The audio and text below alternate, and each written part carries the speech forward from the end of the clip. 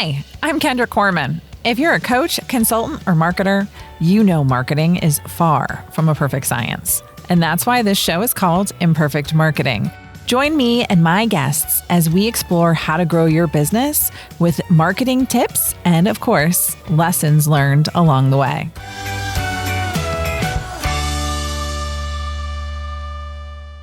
Hello, and welcome back to another episode of Imperfect Marketing. I'm your host, Kendra Corman, and I'm really excited for our topic today. But before we get started, if you're on YouTube, you can check out my new office. I am actually at a different location at my office that is at Rochester Christian University, where I am the Management and Marketing Department Chair, in addition to KendraCorman.com and HDH Consulting, which are my other two companies. So lots there, but that's why I have a different background today and just wanted to share that with y'all. Welcome, Anthony. Thank you so much for joining me. I'm super excited about this topic because we're going to be talking a little bit about some vanity metrics and why people are just sort of tracking things that they shouldn't be and a little bit about what they should be. So very excited because I love metrics.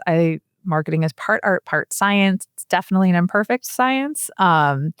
But tracking the right stuff is so important. So how did you get into this? Where did you start? Yeah, well, first of all, Kendra, thanks so much for having me. I'm very excited to be here. And, I got started very early on. I actually studied marketing in college, but didn't work in marketing right after school. Right? I started in retail, did that for a year and a half and realized just wasn't for me. It was a miserable, type of job. But ultimately, I started my career in sales in New York City. So boiler room style, just, 100 outbound calls a day, reaching out to marketing departments, marketing agencies, brands that I was trying to get them to purchase advertising in a print supplement. So I actually started my career in print. This is just as a platform called LinkedIn was just starting to come out at the time. And it just taught me so much about the importance of, building relationships in marketing and building relationships in sales. And it gave me a pretty unique perspective as I then, progressed in my career, eventually becoming a marketing director and ultimately, leading the paid media and performance marketing department within a big holding company.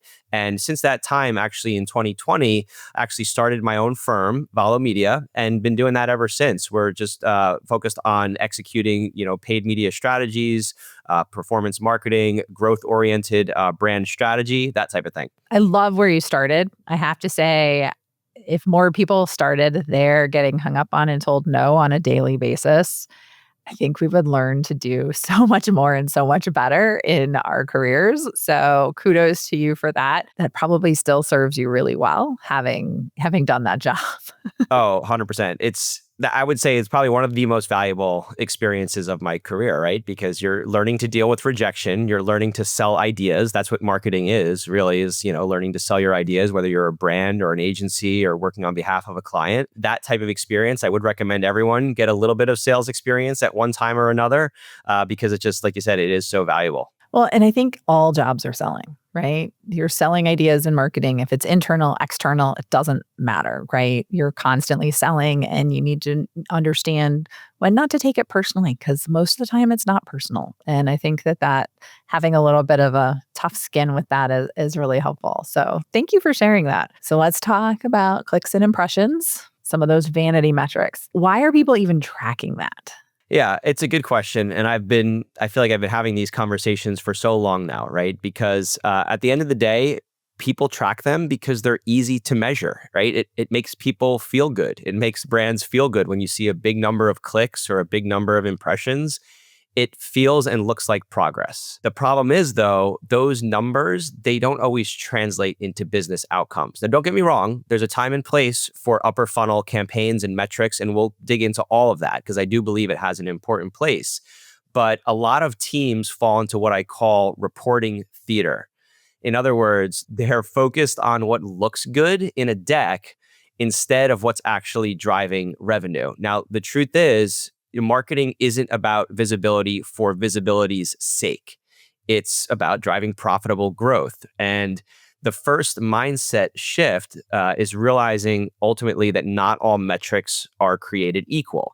And so, for example, it may be better to have fewer clicks from the right audience than thousands of clicks from the wrong audience, or worse, bots, which we see a lot of in digital advertising as well. So we could dig into all that for sure. People love it because it can tell such a big story, right? It sounds sexy. And when you're presenting to people that don't know better, which like a lot of my vendors at some of my clients and stuff like that, when I'm working as their outsourced marketing department, they try to sell me on these vanity metrics. And I was like, but what does that mean?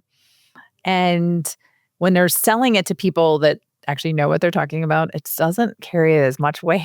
Yeah, And I'm exactly. always like poking holes in it because I'm like, I don't really care if they clicked and looked at the site. I want to know what happened next. Speaking about what happened next, let's talk about the other side of that. If we're not tracking clicks and impressions, what KPIs or key performance indicators should we be tracking and how do they tie to revenue? Because that's what we want, right? No, 100%. And I think you hit on a really important point. The most critical question that we can ask is, what metrics most closely tied to the desired outcome? Let's just use an example. In a B2B company, they want leads, right? And so they can measure, obviously, the total volume of leads, but even that's not deep enough. They need to also measure the quality of those leads. Like I work with tons of clients who got burned by paid media agencies countless times, and they I come would to be me. a millionaire if I was paid like $1 for every time someone got burned by a paid media agency or any kind of marketing agency. They just overpromise and underdeliver to what people think they're going to get. Yeah. And they've honestly given the paid agency world a bad rap. And so I've made it my personal mission to expose the bad paid media agencies. And actually, part of what we do is we audit other paid media campaigns that other agencies have done. And I would say 95% of the time, we are seeing the same mistakes over and over and over again. They're optimizing towards clicks. They're optimizing towards impressions. And don't get me wrong, we track those metrics as well, but that's not enough. We also track the conversion metrics that are really important. But here's the other caveat.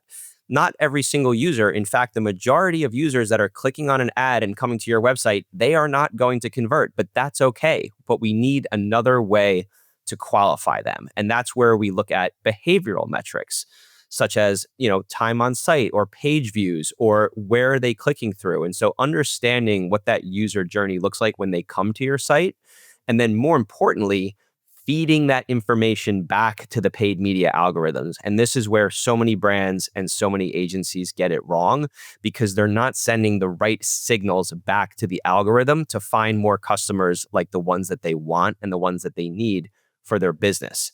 And so when we're looking at a client's paid media funnel, we are looking at every stage in the funnel. So yes, that does mean tracking impressions and clicks and click-through rate, but it also means going several layers deeper. Now, in an e-commerce client, it's very easy. You could say, hey, this ad drove this sale worth this much money, and this customer has this much lifetime value. And so we know that our target cost per acquisition needs to be $50 in order for this ad to be profitable. That's pretty easy. It's cut and dry. But then you have, B2B, and you have other brands that are not, doing e-commerce types of campaigns. And it becomes just a little bit more of a gray area. And that's where getting smart about those lower funnel metrics that you track, such as the behavioral metrics, the conversion, the lead gen, the lead quality, that's where the measurement comes into play. And again, going back to my point about the algorithms, if you are not tracking and optimizing correctly, your algorithm is actually working against you, because it's taking a problem that maybe is small and can be fixed easily, but it's actually amplifying that times 10 or even 20x, because now you're taking these data signals that are not exactly what I would call quality or qualified metrics, and you're feeding that into the algorithm. So the algorithm is just doing what it does best. It's taking the data that you're feeding it, and it's going to find more people like that. But if those aren't the right people, you've just compounded your problem times a factor of 10. And that's when we run into really big issues with wasted spend, with junk traffic, with bots, with low quality conversions. We had one client, they were getting 10,000 visits a week. Every single one of them was a bot. And we went in and we said, this is like, what is going on here? And after we dug deeper into the data, it turns out their former agency was actually paying to drive fake traffic to their website to make it look like they were doing a good job. And, we fixed the whole thing, but it takes time to rebuild like, a real funnel after dealing with some of these things. But, at the end of the day, I would say the two most important metrics in marketing are, your cost per acquisition and then the lifetime value of your customer, right? And so every other metric needs to tie back to those two things. Not a perfect science, right? Because there is still a lot of value in brand building. I'm a big proponent of brand building. I actually just did a LinkedIn post about this recently where I was talking about how only 1% of your audience is ready to buy. So stop ignoring the other 99% and start building a relationship with them. So when they are ready to buy, there's no question in their mind who they're coming to, right? And so there's a ton of value in looking at your media and your marketing ecosystem through the lens of what I call the full funnel, and understanding how each of those stages of the funnel, whether we're talking awareness, consideration or conversion, how they work together, how your strategy, how you're creative, your messaging, your audiences, where you show up, how you show up, what channels you're on, how do those align with the different stages of the funnel? But more importantly, how are you moving people through that journey? So we could get into all that. Well, and I think it's so important to really consider that journey, right? Because if all you're doing is focusing lower funnel on those conversions and you don't have anybody getting any awareness or consideration, that's going to dry up fast. And so that balanced look, I think, is really, really important. And having those different goals are, I think, important too, right? So I think you said the two most important ones are cost per acquisition and Lifetime value. Lifetime value of your customer. Huge metrics to know. Yes, they are definitely imperfect measurements, but you can get pretty good with that. Speaking of those metrics, so definitely cost per acquisition, return on ad spend. When you're focusing on those metrics, how does that help your campaign? Like, what does it change? I mean, we talked about the bots. What else is it changing in that funnel, in that journey? And what you're looking at. We do look pretty closely at return on ad spend, which is, similar to a cost per acquisition, but it's just showing you your rate of return. So if I spend, $1 and I make $2, that's a 2x return on ad spend, right? That's good, right? We're able to put money in and get money out profitably. But it doesn't always work like that. A lot of clients come to us and they think, all right, let's just turn these ads on and we'll just start printing money. I was like, well, it doesn't quite work like that. Like, you really have to take the time, to build the funnel, to invest in the brand, to build warm audiences, to build awareness, and ultimately to drive those users through those different funnel stages. I would say, when we're looking at metrics like return on ad spend or ROAS, whatever you want to call it, very, very important, but only for certain campaigns. Like, return on ad spend is not something that we look at for awareness campaigns. Instead, we look at, video view through rate, what percentage of people are watching more than 10 seconds of our video, and how are we now taking those people and actually building a retargeting audience around them. And so it actually goes back to the strategy about, preheating audiences and actually retargeting warm audiences with additional content and moving them down the funnel in a structured sequence. And so it becomes really important when we talk about KPIs that there's a time and a place for each one. So for example, impression share, that might be something that many consider a vanity metric, but in reality, target impression share is actually a KPI that we optimize for in branded search campaigns. Because in those types of campaigns, we don't want to pay cost per click because that's our brand name. So of course we would show up for our own name organically. So why should I have to pay extra for people to drive a branded search ad when they're already searching for our name? The reason we do that we even run branded search ads in the first place is mostly as a defensive tactic, right? Because we have other brands, competitors that are bidding against our name, and we want to make sure that we own our own name within the search results.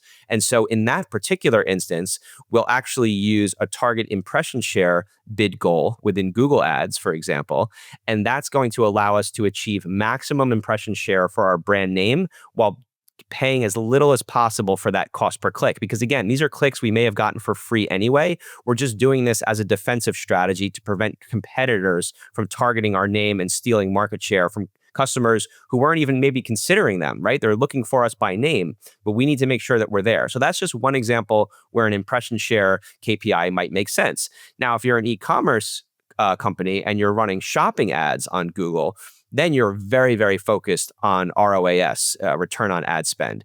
And in that particular situation, you want to make sure that you're driving a profitable return on ad spend. If you spend $5, I want to make $10, that type of thing. But you also got to be careful with that. Way back in the olden days. So long time ago, I remember reading a study that said you shouldn't necessarily buy your competitors' names because people are in market for them. It really doesn't do much for you. And I think you had said, yeah, we'd probably get it ourselves. It's a defensive tactic because it sounds like people are still well, I know people are still doing that because they show up in my Google search, right, as a paid ad. So if it doesn't really work, why are people still doing that? Or does it work now?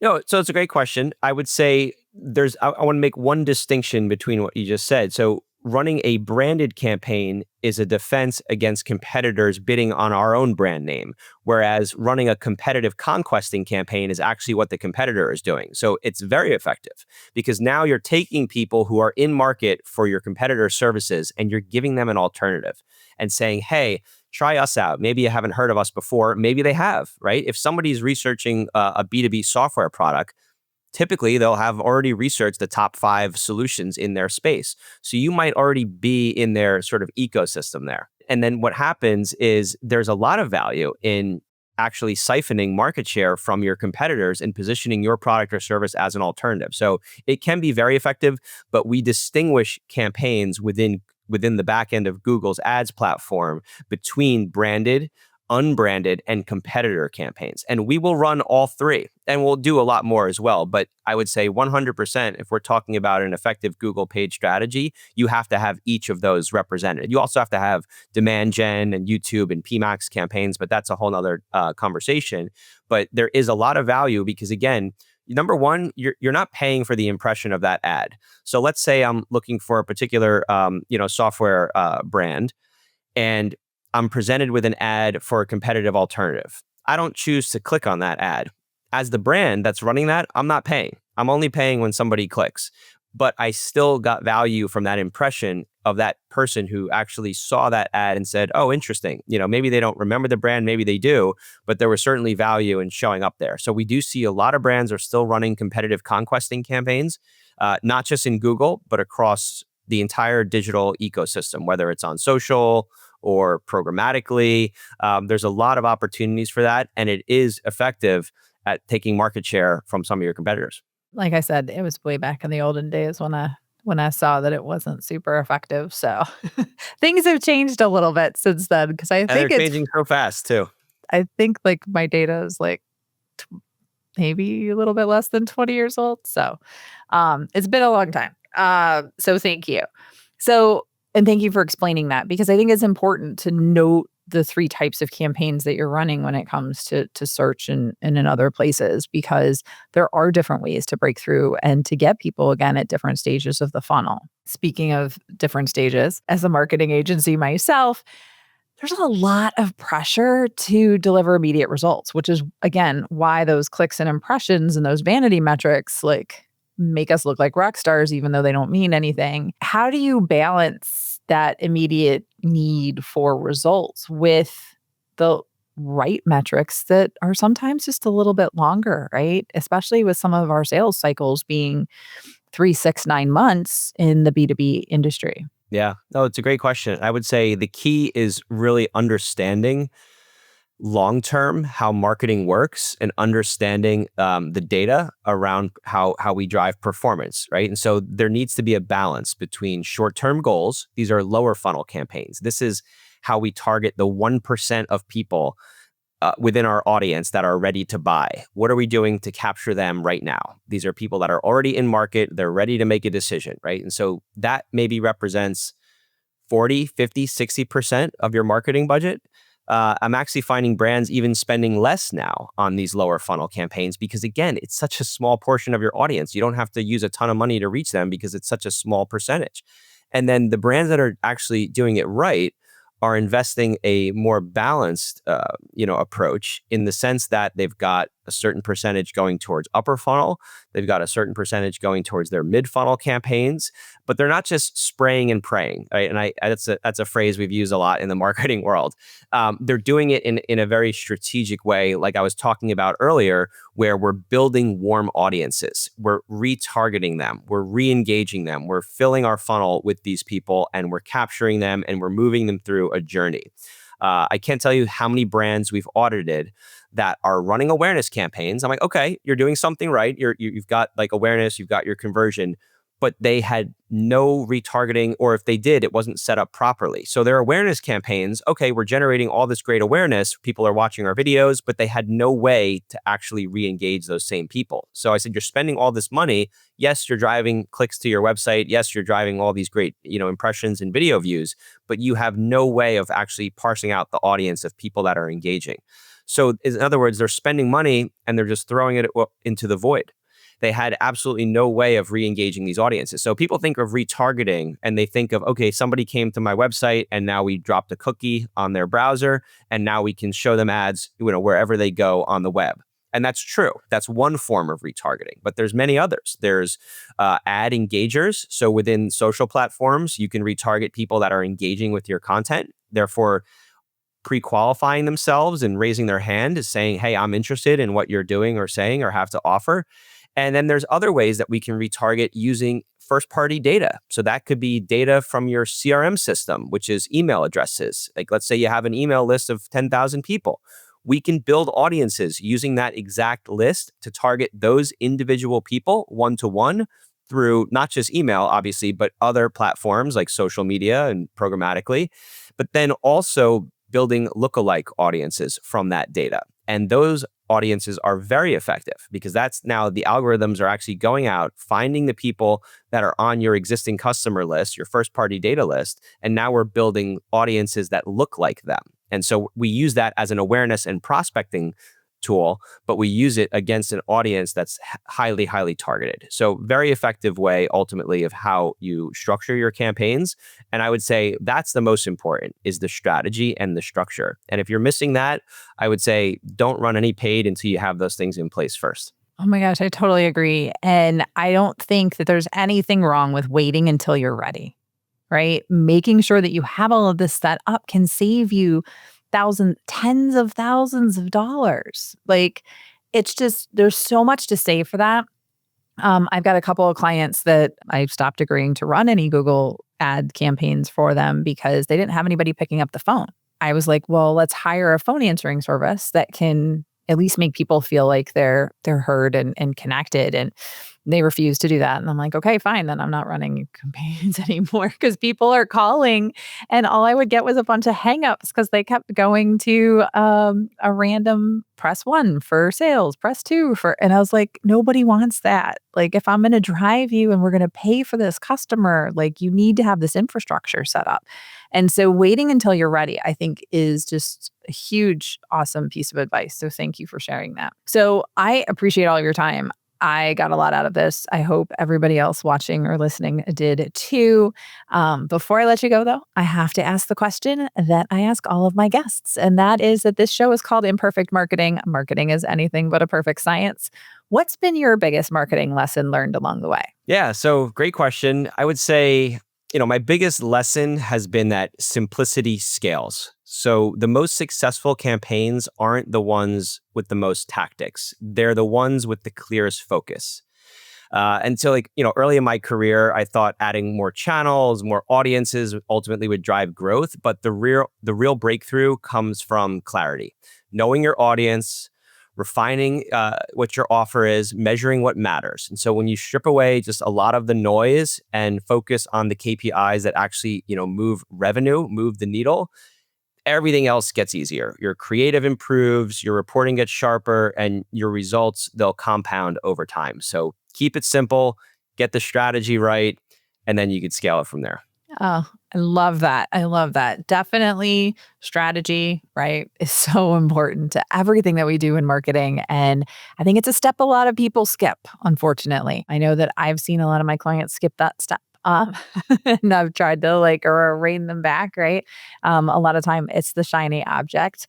Progress over perfection, though, right? It's never going to be perfect, but you can scale when it works, and you can make adjustments as you go, and identify what's working and not working. So I think that's hugely important. So thank you again, Anthony, so much for joining me today. Thank you for all the information that you shared. I am a huge fan of making people aware that vanity metrics are not what they should be looking at, because I think way too many people are priding themselves on fantastic vanity metrics that don't mean anything. And I'm so disappointed, but yet encouraged by the fact that there's an agency out there paying for bot traffic just so that they could show, you know, good results. I mean, it's so disheartening that that exists out there. But again, as we bring more light and shine more light onto these vanity metrics and that they should not be used, and you need to be looking at other things, or they should only be used when certain things are your goals, right? And so there is a time and a place for them, but it is not 99.9% of what you're looking for. So thank you again so much for tuning in. If you would like to get in touch with Anthony or learn more about his company, we have those links in the show notes. So be sure to check that out below the video, and look forward to seeing you on another episode of Imperfect Marketing. Have a great rest of your day.